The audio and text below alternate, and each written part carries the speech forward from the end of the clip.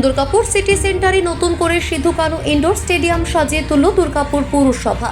এই সিধু কানু স্টেডিয়ামে যে সমস্ত ইনডোর খেলাগুলি হতো সেগুলি স্টেডিয়ামের মেঝে খারাপ হওয়ার দরুন এতদিন বন্ধ ছিল। দুর্গাপুর পৌরসভা উদ্যোগ নিয়ে স্টেডিয়ামের মেঝে সমেত বাইরে সুন্দর করে গাছ লাগিয়ে সাজিয়ে তুলল। শুক্রবার দুপুর 1টায় নতুন করে সিধু কানু স্টেডিয়ামের দ্বার উদ্ঘাটন করলেন দুর্গাপুরের পুরসভার পুর প্রশাসক অনিন্দিতা মুখার্জি। সঙ্গে ছিলেন প্রশাসক মণ্ডলের সদস্য দীপঙ্কর লাহা, ধর্মেন্দ্র যাদব সহ পুরসভার আধিকারিকরা। 3,53,27,094 টাকা ব্যয়।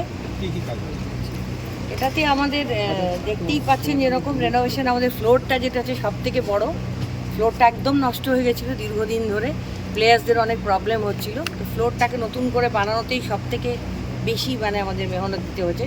97,59,160 টাকা এখানে ব্যয় হয়েছে।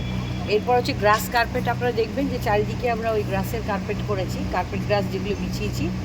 পেন্টিং হয়েছে সমস্ত, ইনডোরটা আপনারা দেখতে পাচ্ছেন পেন্টিং হয়েছে, এছাড়া আউটডোরে পেন্টিং হয়েছে সমস্ত, আউটডোর পেন্টিং। এরপরে হচ্ছে কিছু গাছ লাগানো হয়েছে, বিউটিফিকেশনের কাজ হয়েছে, আপনারা দেখেছেন বটল পাম্প গাছ ট্রান্সপ্লান্টেশন এসব হয়েছে।